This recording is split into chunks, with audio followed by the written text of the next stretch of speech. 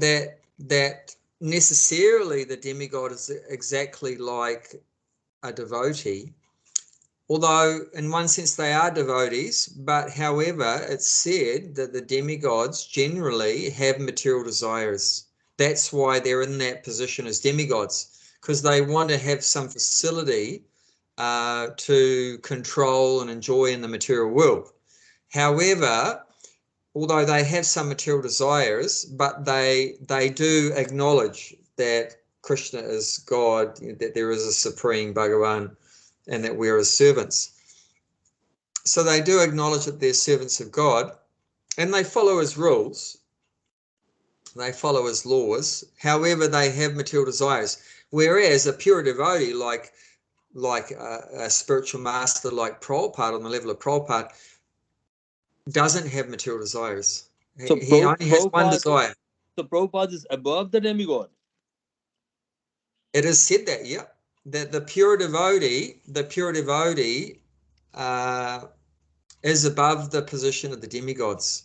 Okay. There's one verse in the scripture, I can't remember exactly where it's from, but I can find out, that's saying that for someone that's received the merciful sidelong glance of Lord Chaitanya, then Vishvam Purna Sukhayate Vidi Mahindra Dis Chakitayate. So what that means is that for such a person that's received Lord Chaitanya's mercy, that he just sees everywhere happiness in the material world. Normally, of course, like Krishna says in the Gita, that the material world is a place full of miseries and it's a temporary place, right? However, for the pure devotee, the material world's a happy place because he's always in Krishna consciousness. So he's never forgetting Krishna. He's never in Maya. He's not influenced by Maya. He's always doing devotional service. So for him, the material world is a happy place, you know, being blessed by Lord Chaitanya's mercy. And then it says that such a person sees even the great demigods. Vidi means Brahma and Mahindra means Indra. So on. So demigods like Brahma and Indra and so on. Cha kitayate. They're just as insignificant as a little bug. Kita. Oh. Kita means like a little insect. Yeah. Like a little insect, a little bug is a kita. So he just sees them, the pure devotee sees even the great demigods as just as insignificant as like a little bug. You know, because the real thing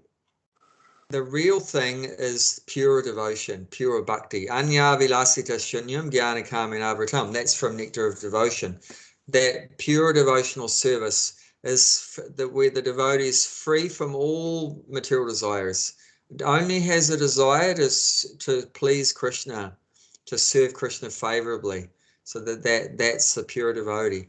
So once on that level, then others that their hearts have material desires, they're very insignificant. Of course, we respect everyone, and definitely the demigod respects the pure devotee respects the demigods, and we should never offend the demigods or disrespect them in any way. But we don't see them, the pure devotee doesn't see them as having a very great position, because they have material desires like that. And like we're going to be reading, that the demigods can't actually fulfill the desires of anyone that worships them unless Krishna sanctions it. Yep. So ultimately it's Krishna is giving someone whatever they want, but in that case it's through the demigod. So the demigod is like the via medium. He's the in-between, the go-between. We call it the go-between. Demigod is very close to Krishna. That's why Krishna will give it to demigod and demigod. They are close to Krishna. Because Krishna has appointed them with a job, but it's a formal position. It's a formal position. They're nowhere near as intimate with God as, for example, the gopis of Vrindavan, the Pandavas. You know, the gopis, the Pandavas. you know, like that, or like Arjuna. Hanuman with Lord Ram and Prahlad with Nrsimhadev. Yeah. They're pure devotees, you know, so their position is far, far, far greater than the position of demigod. I mean, demigods seem very big and powerful, but who cares about big and powerful? We care about how much love the person has for the Lord. That's this important thing, is how much love. You know, if it's just that, oh, the demigod calls out to God when they get in trouble. Yeah. Oh, God, help me. You know, the demons, the asuras are attacking. Please save me. You know, that's, you know, just out of their personal need. Whereas the pure devotee is always just wanting to please Krishna in any condition. In fact, the devotee never asks the Lord for anything. Even like Prahlad, right, was being you know, hurt so much by his father's different ways, but he never asked the Lord to even save him or help him. The Lord automatically helped him, but Prahlad never asked, you know, please save me, please help me, or anything like that. Just fully dependent on the Lord. If you want to kill me, then no one can protect me. And if you want to protect me, no one can kill me. There's no need to ask, you know. Right. So the pure devotee's position is far higher than a demigod's position. However, I would like to say that some demigods are at the same time have the position of a pure devotee. Okay. They have the position of a devotee. That's like a Lord Shiva. Yeah, like Lord Shiva. Well, some of Lord Shiva's forms, he's a pure devotee, and he's always chanting the Lord's name with his Rudraksha and everything like that. But some of his forms are not necessarily in that same consciousness, and they're engaged in destroying the universe, you know, like the Rudras, right? The Rudras, you know, destroy the universe and like that, and some of them are just engaged in producing other living entities like that, having sex with his wife, with Durga, and producing living entities and things like that. Whereas other forms are like meditating, always meditating on the Lord and like that, and very austere, and doesn't, you know, renounced all sense gratification, everything like that. So yeah, he has different forms. Some of his forms are like a pure devotee, and other forms are like, you know, fully connected with the material energy, with the Maya, you know, because he's married to. And Narad Muni. Narada is a pure devotee. Devotee. Narada's a pure devotee. I mean, he doesn't have an administrative position in the universe. He's not in charge of any planet. He's just chanting. He doesn't control your heart or your arms moving or anything like that. He's just traveling around and preaching. Like if you look at most devotees, how they became a devotee, it was because of Narada. You know, how did Prahlad become a devotee? Because of Narada. You know, when he was in the womb of his mother, you know, that his mother was taken to Narada's ashram, and Narada was preaching to his mother. The mother was just a simple woman. She didn't really get the philosophy, but the child in the womb did, and that was Prahlad. You know, so Narada is like Prahlad's guru. And so many, Dhruva Maharaj, Dhruva became a devotee through Narada. Narada preached to him when he went to the forest as a 5-year-old child. So many like that, you know, Prachani Barisat,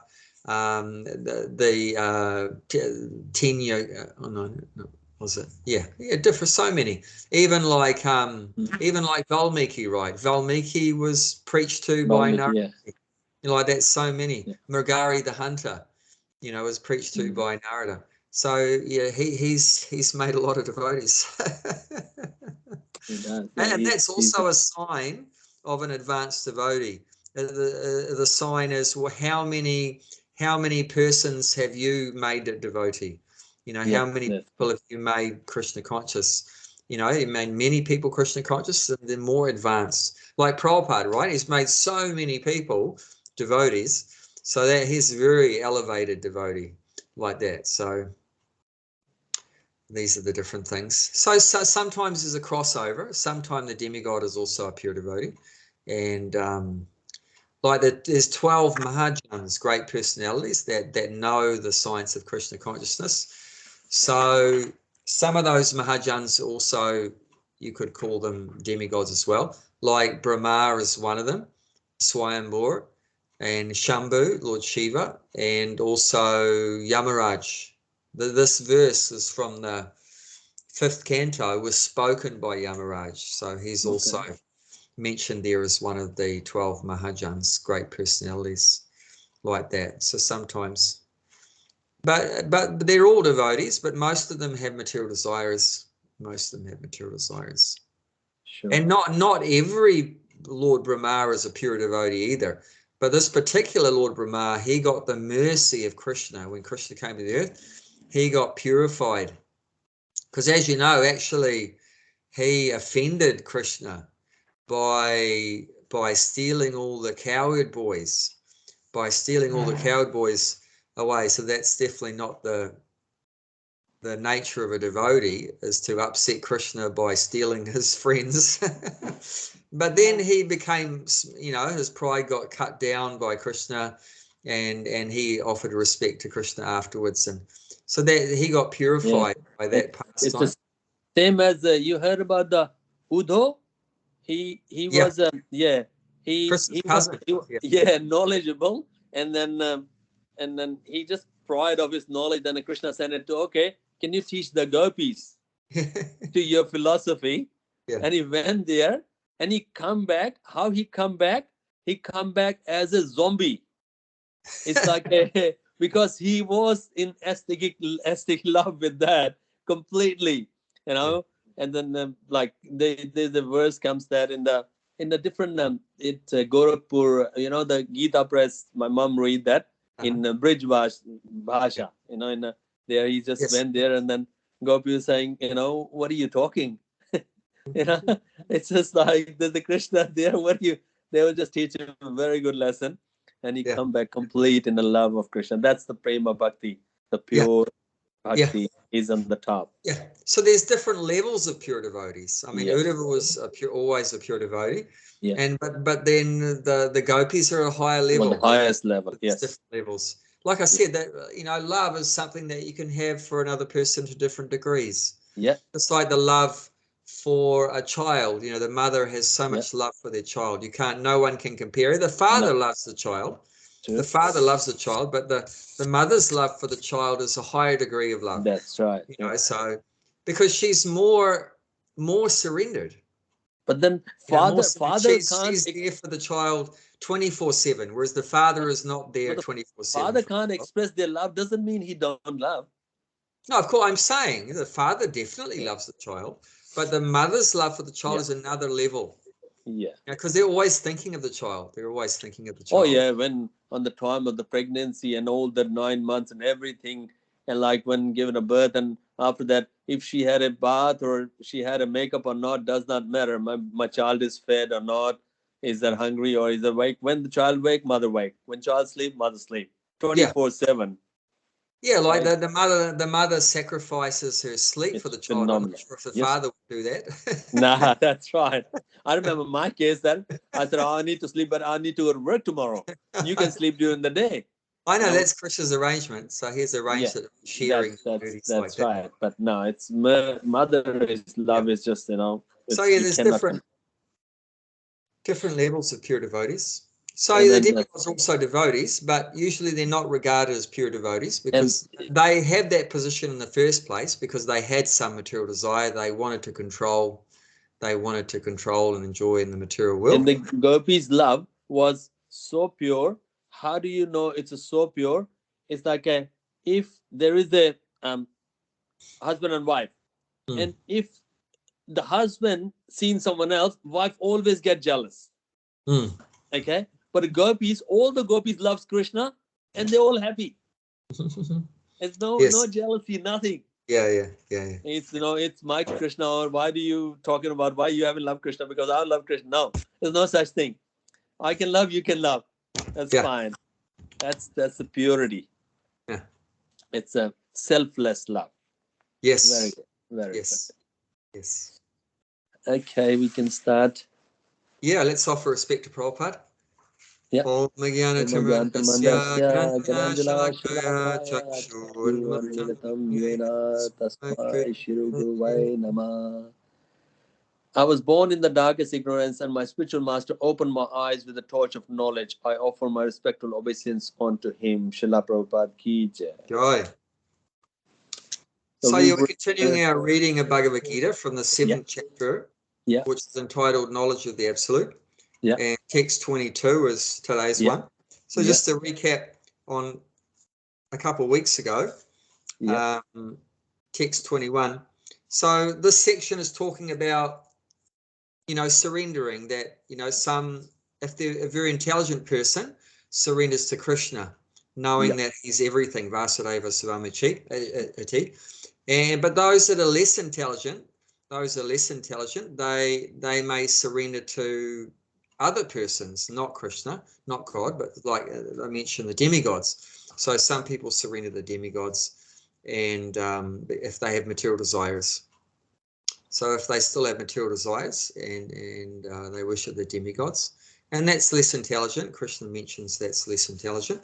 And then this verse is saying that, okay, for those that have surrendered to the demigods due to their material desires and being less intelligent, then Krishna himself, as the super soul in the heart, he gives the worshipper faith in the demigod, because you can't do anything without faith, right? Yes. I mean, like I said, if you didn't have faith that you're going to have a good day today, you wouldn't get out of bed.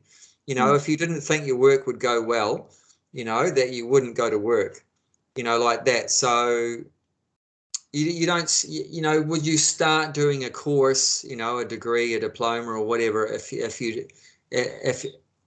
it's like the only way you do it, if you have faith that you're gonna complete it and you're gonna get a certificate. Not only that, like if somebody will do the diploma and they will say, oh, you wouldn't get the job after that, they won't do a diploma. That's right. So everyone has some faith. They have some faith that if I do this particular activity, it's going to make my life better. My life's going to be more happier, more successful. If I do this course, if I do this job, if I connect up with this person, if I marry this person, my life's going to be better or whatever. So we all have faith, and sometimes it doesn't work out. So because we don't know for sure, that's what faith is. You don't know actually what's going to happen, but you have some hope. You have some expectation, some hope. And then you will see from the experience from the others, like, if you do the medicine and then you can see there is a doctor doing the operation or things like that, you have to go through the process. And okay, if you do the medicine, yes, you'll get a job as a doctor. Same in the spirituality as well. We can see the parampara, the people, if we go through with that, then you probably get the knowledge, because other people walked on this path from Prabhupada and all the way. So they got that. So this is the way. That's where the faith comes from. And then we walk on the same path because they got that. Hopefully we'll get the knowledge too. Yeah. Pretty much. But the amazing thing is that shows how detached Krishna is, that he is the one that gives people faith to worship somebody else other than him. I mean, you could understand he'll give you faith to worship him, but he'll give you faith to worship someone else. And then he's so detached, and that's what Prabhupada's saying. He gives a free choice. He gives you the free choice. Yeah. He's not going to force, okay, everyone has to love me, or I'm going to shoot you in the head, I'm going to make you have a heart attack or whatever like that. No, you're going to go to hell or something like that. No, that everyone has free choice. If you want to love me, I'll help you. And if you want to love someone else, I'll help you. So he's always there to help us in any condition. Like the parents, right? You want to stay home with me, I'll look after you. You want to go outside and do your own thing? Well, if you ever need any help, I'll help you. What do you need? Do you need some transportation? You need some food? And okay, all the best. We wish you well. If you ever want to come back, you're always welcome. The door is always open. So they're unconditionally the well-wisher. So just like the parent is unconditionally the well-wisher of the kids. So Krishna's Supreme Father is always there to help us.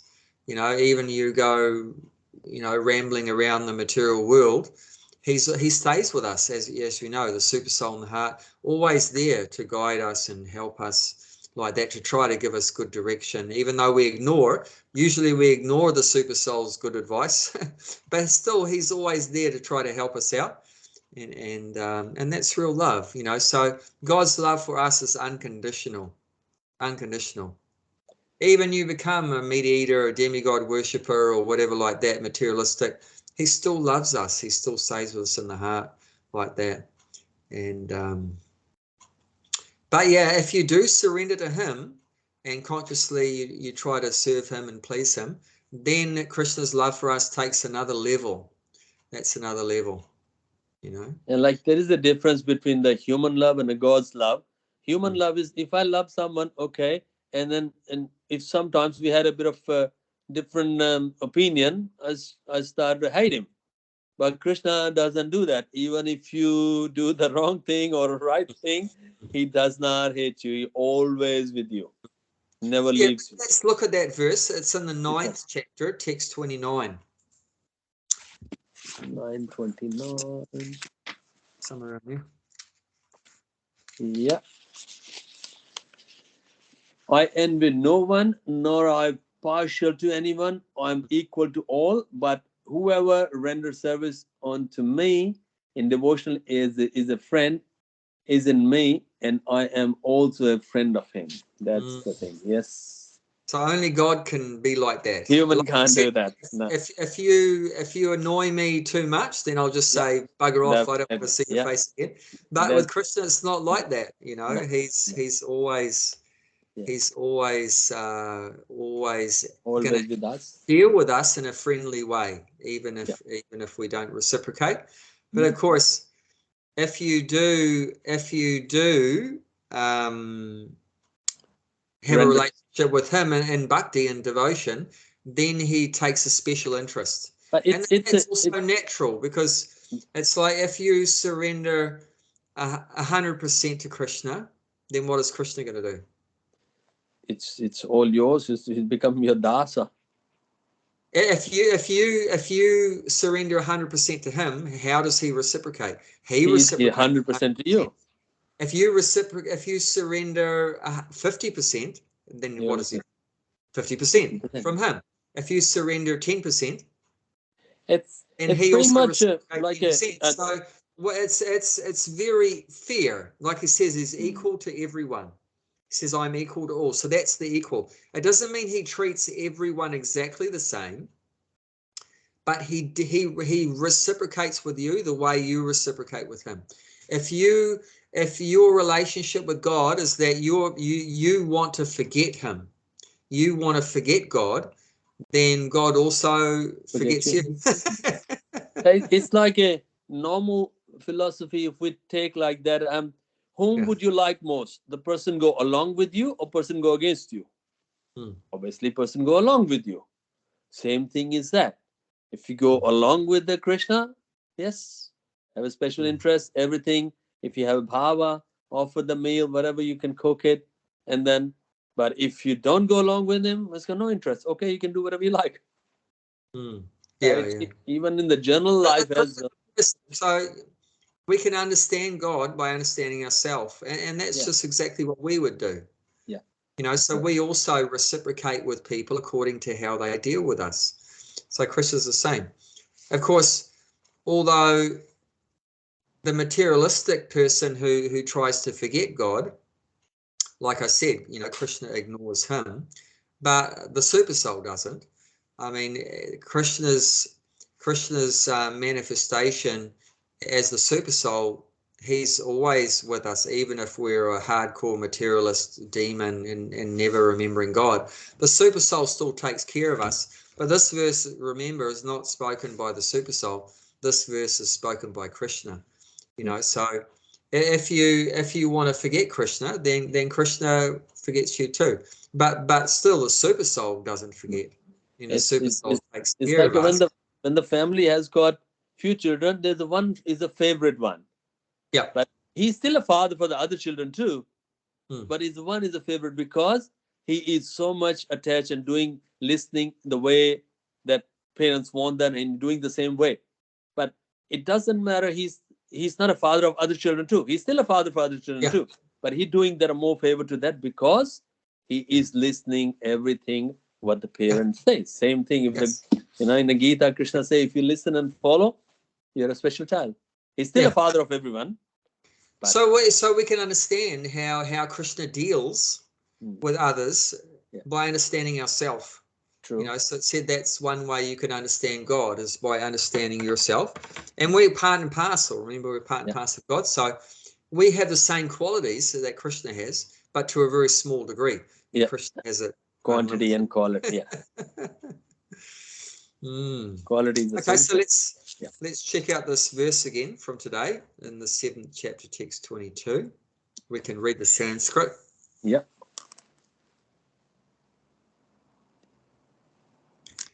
Sataya Shraddhaya Yuktas. Sataya Shraddhaya Yuktas. Tasya Radhanam Ihate. Tasya Radhanam Hite. Labhate cha tata kamam. Labhate cha tata kama. Mayaiva vihitan hitan.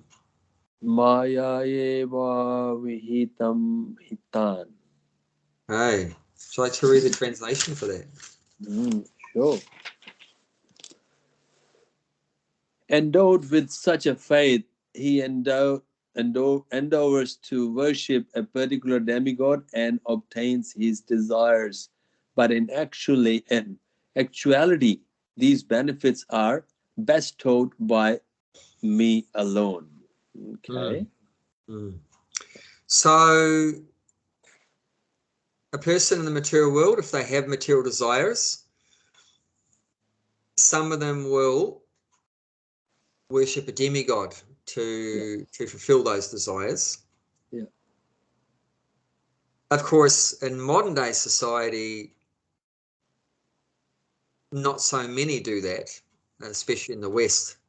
In India, there's still some that worship demigods, and but in the West, people have material desires, and they just think, well, if I work hard, I can get what I want. I have a desire to buy that house, get that car, or whatever like that. I'll just work hard and I'll get it. But some people understand that we're pretty helpless. And it's more intelligent if we approach the persons that are in control of the material energy. And so those persons, they have a little bit more knowledge than just the crude materialist. They have a bit more knowledge that it's more intelligent if I approach the persons that are controlling the material energy, the demigods. And then definitely I can get it. If you do the worship, then you can get it. See, like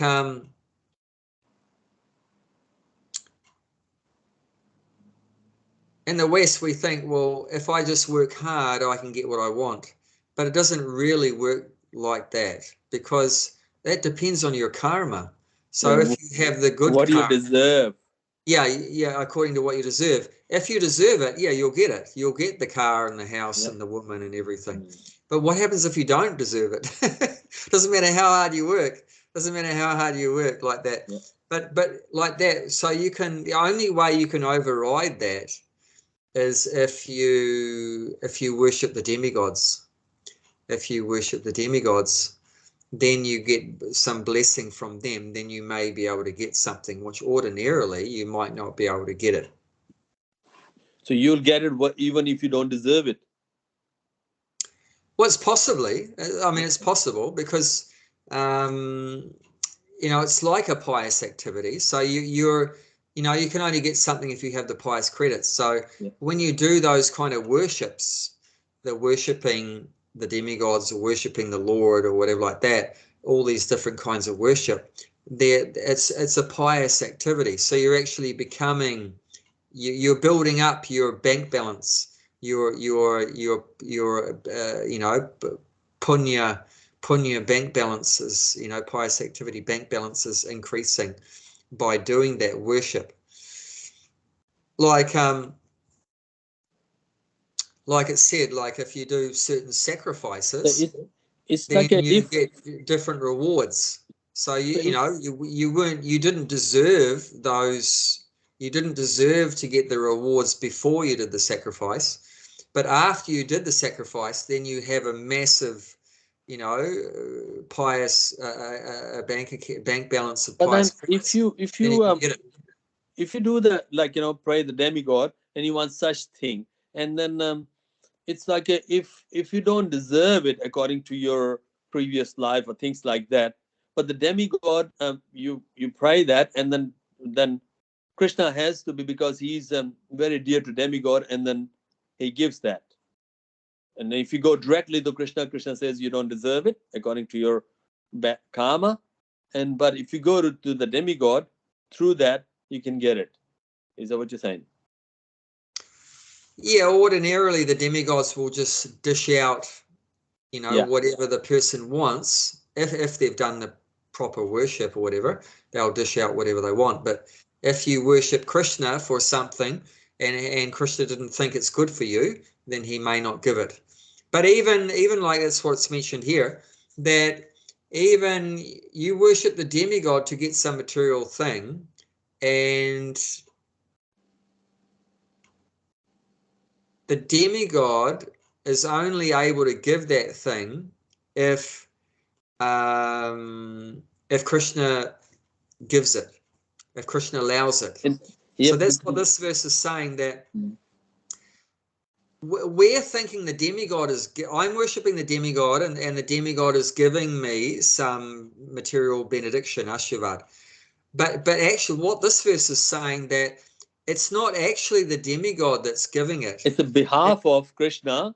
Yeah. So, but actually Krishna's giving it, but it's coming through the demigod. Through demigod, yeah. Something through the, and the person in ignorance is thinking, well, Shiva gave me this, Durga gave me this, Ganesh gave me this. But the actual fact is that all these things are given by Krishna, but it's just coming through the via medium of the demigod. So someone with higher knowledge will think, well, if whatever I want is given by Krishna, why don't I just directly go to Krishna? So that's the devotees more intelligent like that. Why go through the middleman? Why go through the middleman? Why don't I just directly deal with Krishna? If everything's coming from Krishna anyway, why don't I just directly, if I want something, why don't I directly just go to Krishna? So the devotee's more intelligent, whereas the less intelligent demigod worshipper thinks that they are like God. They are in control. Like many people think that all the demigods are on the same level, and Krishna's on the same level as the demigods. So ignorant people think like that. Oh, it doesn't matter who you worship, Krishna or Ganesh or Durga, they're all the same. They're all the same. So that's like the typical Hindu mentality, thinking everyone is on the same level. It's all one. It's all one God manifested in different forms. So it doesn't matter who you worship. So these are some of the things they say, but that's not actually correct. According to the Vedas, Krishna or Bhagavan is on a different level than the demigods. So the demigods are actually living entities like us, but they have a power position. So that's called, they're called jivas, jivatmas. So they're an individual soul like us, or vibhanamsha tattva is the technical term. It's called vibhanamsha tattva. So that's the category of all the jivas. But there's another category called Vishnu tattva. So that's the God category. So that's like, Krishna and Vishnu, Kurma, Matsya, Varaha, Nrsimha, the 10 avatars, the 10 main incarnations, but there's so many, incarnations like that of the Lord. So they're on the God category. But what you shouldn't do is compare the God category, Vishnu Tattva, with the living entity category. So, but that's what many Hindus do that. Oh, they're all the same, Ram and Sai Baba and Ganesh and Durga and, like that. It's all one. It's all the same. Doesn't matter who you worship like that. But that's not correct philosophy. Like that. And then if you ask that, like a pure devotee something, like a person like me, I can ask Krishna, but my potency is not as Prabhupada. So I can ask Prabhupada, will I get something, whichever, either child or wife or something like that, and maybe the Prabhupada will say, okay, you'll get it, but then Krishna will not deny the Prabhupada's request. He maybe say, listen, Goshen, I don't think so you deserve that, but when the Prabhupada says okay, then Krishna will say, he's a pure dude, I have to do it regardless. No, I mean that's not the spiritual master's duty to give us material benedictions. Of course, so that's another Indian mentality, that people approach the sadhu or the guru to get some ashivadam, some blessings. Oh, Guruji, please bless me that I have a nice child or whatever like that, a son. Please bless me that I have a son or whatever like that. But actually, that's wrong to do like that. Their business, the guru's only business, is to get us back to Godhead. At the time of initiation, that's what the deal is. The guru's job. The guru is looking at a disciple's happiness as well. If disciple's not happy because they are married with that 15 years and they really want to see that the baby child, if you got a son, we can get in the Krishna consciousness. They don't get in a son. So guru can see my disciple is very upset. So I should have to help him. Yeah, I mean, like Prabhupada was very sick once. Prabhupada was very sick. He had a heart attack. As you know, on the ship over, he had 2 heart attacks. He had one more later on in New York or San Francisco, I can't remember, and in the early days. And he told the devotees, you can pray like this to Nrsimhadev. You can pray that, my Lord, if you so desire, please help our spiritual master get better health. Okay. So that's a good way to put your prayer. Krishna, if you desire, if you desire, please help our spiritual master get better. So in the same way, the spiritual master could pray to Krishna for the disciple. Krishna, if you desire, please help Gulshan to have a son, if it's good for his Krishna consciousness.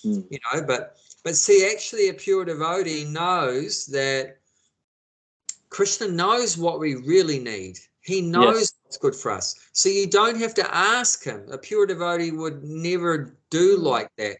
You don't have to ask him for a car and a wife and a house, money, because he knows what we need. If we don't have it, means it's not what we need. No, that's right. It's not what we need. He knows before we even think about it, what we really need, so, but you can, you can place your desire before the Lord, but then say, like, if Krishna, if you want to give me this, property or whatever to serve you, I'll or whatever, make a temple or something, then, like that, so, but leave it in his hands. It's up to him. So you can place your desire. You can put your application through, but you can. But generally, the pure devotee will only ask for service. Bhakti. Krishna, like Prabhupada said, I only ever asked my guru, means Bhaktisiddhanta Saraswati, I only ever asked him one question: how can I serve you? That's it. Yeah. He didn't ask him for anything else, any material things. So that's pure devotion. But of course, if the disciples, are not on that level, they may ask the guru, like, oh, Guru Maharaj, I was wondering whether to buy a Toyota or a Mitsubishi. Can you please help me? But that's not really his job, to select cars. Or I wasn't sure whether to get a 3-bedroom house or a 4-bedroom house. He's not a real estate agent. Have you seen the devotee like that? I mean, they do. Maybe not that crude, but see, he's not a mechanic. He's not a real estate agent. His job, his specialty, is to get us back to Godhead. So he'll give us all the instructions from the Vedas. But if we don't ask Krishna, whom should we ask? He's the only Father. We can ask if we are in the trouble or if we need. You can tell what your troubles are. I'm stuck, I don't have a meal for my children. One mother came with a young child to Prabhupada and came crying that the child had cancer. Yeah. So, and asking, please, Prabhupada, help us, save us, whatever. Do you know what Prabhupada said? I don't know. What can you do, So what did he say? He said, just chant Hare Krishna. Yeah. That's often, it's all going to come to that. Ultimately, what can you do? We're all getting old, we're all getting sick, and we're all dying. Yeah. So what's the solution to all those things? And then we're all going to have to take birth again, according to your karma. So what's the solution for all the real problems of life? It's chanting the holy name of the Lord.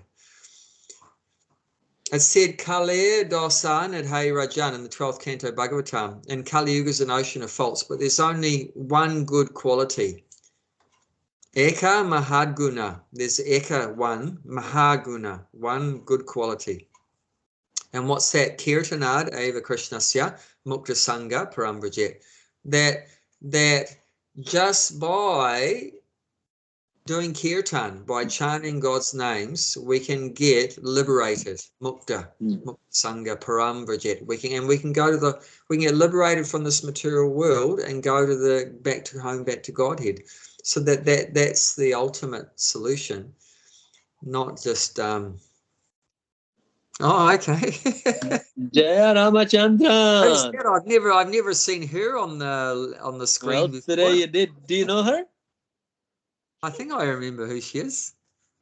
It's been a week or so since. I just came online to check whether you guys are studying properly or not. But you're not in the same house? Where are you? No, normally I'm at my place. She's abandoned me to go to her parents. Normally she sit in front of you. I can hear it, but I can't see her face. But she can listen that you're preaching. I know that she's sitting in front of you, and time to time she gives the remarks. Yeah. So that's what I was thinking. She keeps deserting me and going over to her mum and dad. Well, that's right. That's Krishna's choice. It's not yours anyway. Yeah, that's what we're talking about. Is everyone has free choice? Are you using the glasses? Are you this? Yeah, I can't see now. Oh, okay. We all are. There's one story I would like to share with you. In Ramcharitmanas, there's the one katha. The story is there. One lady, she went to the Goswami Tulsidas.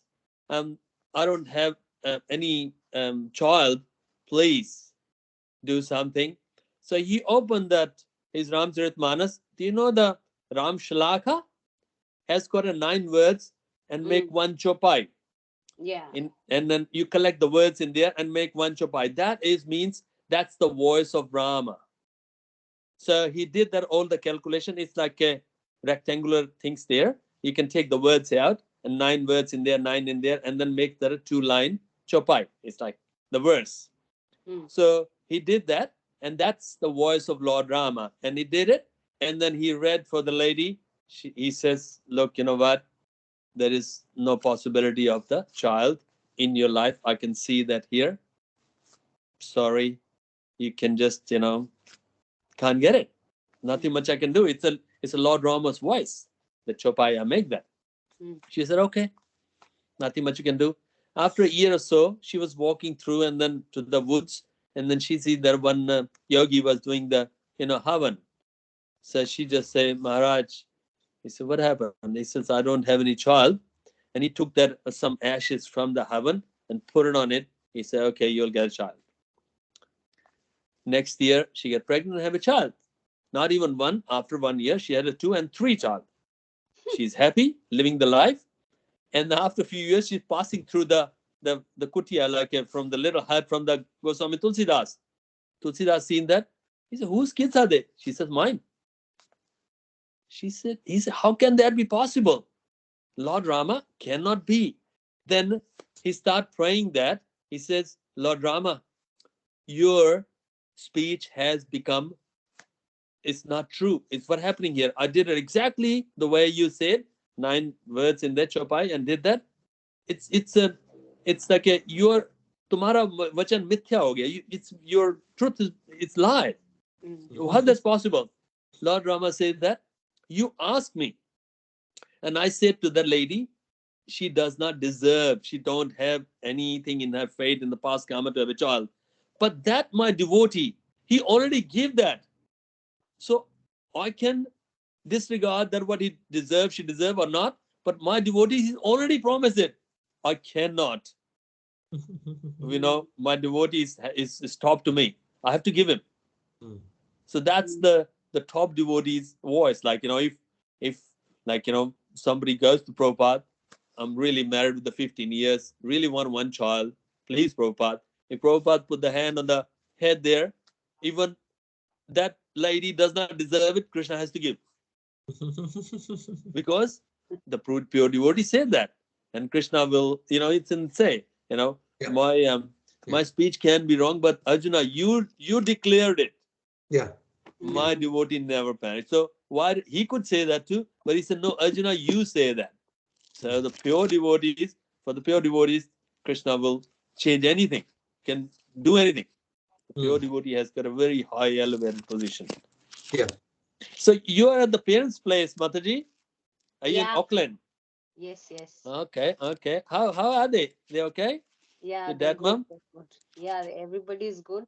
I came because my guru was coming here, no? Yes, you told me Then that. I Yeah. spent a few days, and then I stayed back for a few more days. Oh, I see. So where the guru stay at your parents' place? No, somebody else. Oh, okay. Beautiful. Okay, sorry, I won't disturb your No, class. you can listen to the class. That's fine. That's okay. We'll get you to read. We'll get you to do some reading. Try out your new Have glasses. you got a Bhagavad Gita? Yeah, I'll go and grab it. You go and grab it. Hey, Gulshan, you can start reading. Yeah, I can start reading. Yeah. The demigod cannot award benedictions to their devotees without the permission of Supreme Lord. The living entity may forget that everything is the property of Supreme Lord, but the demigod do not forget. So the worship of demigods and achievement of desire results are due to not to the demigod but to Supreme Personality of Godhead by arrangement. Just stop there, Gulshan. We'll just tell Jayanti. So where we're at is chapter 7, text 22. Just reading the purport, 722. Yeah. He's just reading the first paragraph. So we'll just discuss that a little bit before you go on, Gulshan. Yeah. So the ordinary materialistic persons in the material world, they have forgotten that everything is the property of God. But the demigods are saying here, what Prabhupada's saying here, the demigods haven't forgotten that. They know everything belongs to God. Everything belongs to God. So they're not going to foolishly think that everything belongs to me. They know that everything belongs to God. But the person that's worshipping the demigod is in ignorance, thinking that everything is under the control of the demigods. As everything is under control of the demigods. The demigod is like a middleman. Yeah.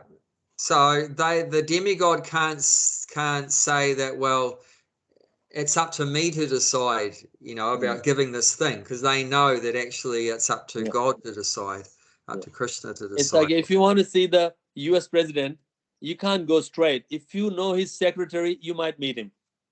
Yeah.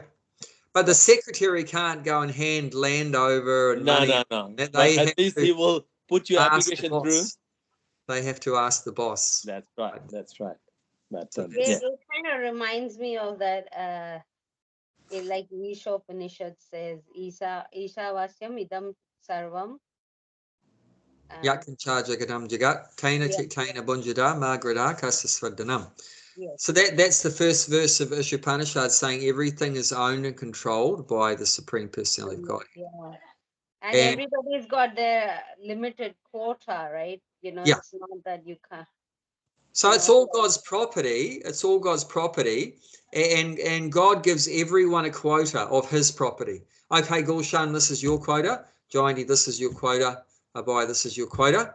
And everyone should be satisfied with their quota. But I shouldn't go, well, I want Gulshan's quota too. And I want Jayanti's quota too. I'll have everyone's quota and I'll enjoy everything. Now, then that's sinful. And then that's sinful. So this is the law of God, you know, that God gives everyone a share of his property for their maintenance. We all need some things for our maintenance. So God gives us that. But you should be satisfied with your share and not take other people's share. That's the difference between Lord Rama and Ravana. Whatever Lord Rama got it, he was accepted. But whatever the Ravana got it, he was not satisfied. He wanted more. Yeah, like Ravana had his own wife, Manodara. Yes, but he wants more. But then he wants Sita. That's he wants right. to take Ram's wife. Yes. You know, so like that. Whereas like Ram, he He's made got the his vow, Eka wife. Patni Vrata. Eka Patni Vrata, he made a vow, I only have one wife. That's right. But Ravana, he wants to have everyone else's wife also. Yes, whatever he's got, he was satisfied. Lord Rama, whether he's in the bushes or it's in the palace, but Ravana wasn't satisfied whatever he's got. So that's the thing. So we should have to be, you know, adopt the footprint of Lord Rama. Whatever we got it, just accept as it is. That's it. Rather than my friend has got a BMW, why do I have to a Toyota Corolla? Yeah.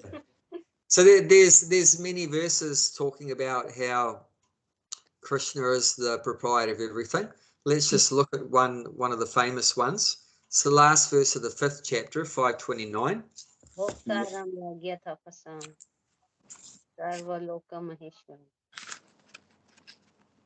Then Suhuradam Sarvabhutanam Nyatva Shantim Richati. Yeah. A person in a full consciousness of me, knowing me to be the ultimate beneficiary of the all sacrifices and austerities, the Supreme Lord of all planets and the demigods, and the benefactor and benefactor and well-wishers of all living entity, attain peace from the pinch of material miseries. Yeah. So this is the peace formula of the Bhagavad Gita. Yeah. Peace formula of the Bhagavad Gita. In the Bhagavad Gita, Three is the things. essence. Like, you know, you can spend entire life on just Bhagavad Gita. Yeah. Still, you will not know how deep is that. Yeah. Yeah. So what's the peace formula? 3 things. To know that Krishna is the ultimate source, enjoyer of everything, controller and enjoyer of everything. Of all of our activities, our sacrifice and penances. So all of our activities, Krishna's meant to enjoy them. But in materialistic consciousness, who do we think is supposed to enjoy our activities, the results of our activities? Who's supposed to enjoy that? Ourselves. But that's wrong. Actually, we're supposed to do all of our activities, our jobs, our work. Who's supposed to enjoy that? Actually, Krishna. That's Krishna's enjoyment. And that's what the word here is, beneficiary. So beneficiary, like we use that in the welfare system, that word beneficiary is there. In New Zealand, we call it being on the dole. Do they say that in Australia, being on the dole? Yeah, dole blighter. It means you're getting benefit from the government. So the person that receives that monetary benefit from the government, that person is called the beneficiary. So whoever is receiving the benefit is called a beneficiary. So who is supposed to receive the results of all of our work? Krishna. It's Krishna. He's the beneficiary. It's for his benefit. And the person that is giving the benefit, that is called the benefactor. So he is the benefactor of all the living entities, the well-wisher, benefactor. So he is giving benefit to all the living entities. You know, who is giving us the water that we drink? Krishna. Who is giving us the air that we need? Krishna. Who's giving the sunlight that we need? Krishna. The food that we need, everything, the body that we need, everything. Yeah. So that he is giving the benefits to all the living entities, and he is receiving the results of all of our activities. So that's what it means there. You should know those words, beneficiary and benefactor. Both have the word benefit in it. Benny. Like a king provide everything to their kingdom, but in order to return, he said pay tax. Something like that. Yeah, so he is it's the same scenario. He is the beneficiary of the taxes. So all that money, he is getting the benefit. Yeah, of all that money, right? And then in return, so he's providing nice roads, and hospitals. Have festivals, because traditionally they would have big festivals, Mahotsava, and distribute prasadam, profusely distribute prasadam and gifts and everything like that. He provided everything, protection, hospitals. Protection. He's giving protection. So it's a two-way thing. So he is taking some benefit in the form of money in that, and it was also giving some benefit in the form of social welfare, things like that, and whatever the infrastructure of the society like that. So it's also with God like that. He's supposed to get the benefit of whatever work you do, all the work that you do. Just like all the work that we do, we give taxes to the government. So whatever work we do, that's supposed to go to God. And then in exchange, God gives us everything we need. But in India, people doesn't pay taxes and they expect the government to do everything. But I like that. I like the Kennedy's policy that don't think that what the country did for you, what you did for the country. Yeah. That's the thing. We should not look at that. What country did for me? Yeah. What you did for the country, that's it. Yeah. Yeah. And then if you did good for the country will look after you regardless. Yes. So I'm paying tax for last 30 years and I've got a cancer operation. I didn't pay even $1. All been done. Yeah. See? Yes. Yeah. That's great. Yeah. And if I'll be in India, I have to sell my property to get the operation. Yes. And then once my operation will done, and then when the stitch is back, I'll see that one of the kidney has been stolen too. I'm left with one kidney. He said, what happened? There's a little patch there. Oops, I lost one kidney. Yeah, it happens. Prabhuji said, that's why I don't get operation in India. You maybe lose your organs. Yeah. And they're like a black market and they're selling the organs. Yeah. Anything could happen. Kind of things happen everywhere. But here is less compared to India. India is, that. I heard actually, my brother and all, they says, man, you better do operation in overseas, in Western countries. India operation has no guarantee.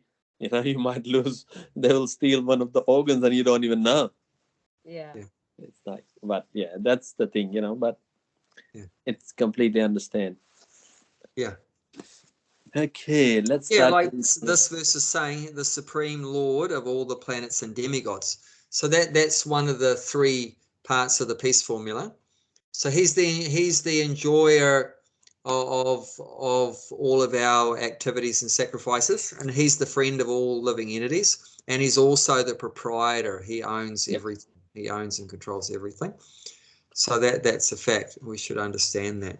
So true devotee should not ask anything anyway. If he really wants to, he have to go direct.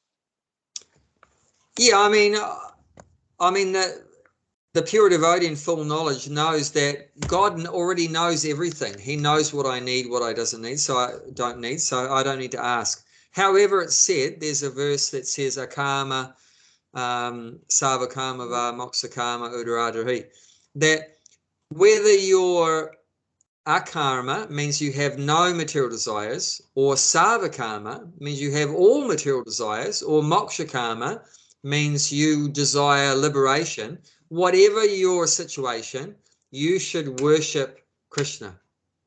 So it doesn't matter. If you're a pure devotee without any material desire, you worship Krishna. If you're a materialistic person with so many desires, you should worship Krishna. And if you want to be liberated from material suffering, you should worship Krishna. It doesn't matter what position you're coming from. It's not, oh, I'm not a pure devotee, so, I shouldn't, do, devotional service. No, you should. Everyone should worship Krishna. Everyone is going to get the best results. Everyone, whatever your current consciousness is, everyone is going to get the best results by worshipping Krishna. So that's the recommendation there. Yeah, that's right. End of the day. There is another peace formula also, right? I mean, the 529 is one. Yeah. But actually, to some extent, 266 also gives a bit of the peace formula. Because in that one, it talks about if you have, if your end goal is happiness, how you get happiness? You get happiness if you have peace. But to have peace, you need Krishna consciousness. And well, it's saying you have to have a fixed mind. Oh, there's a 1 hour thing, Prabhuji. Oh, yeah. Feedback. Okay, yeah, so you'll have to sign out. Yeah, sign out and sign again. 4 o'clock now, yes. There's the ghost. I forgot about the ghost. Okay.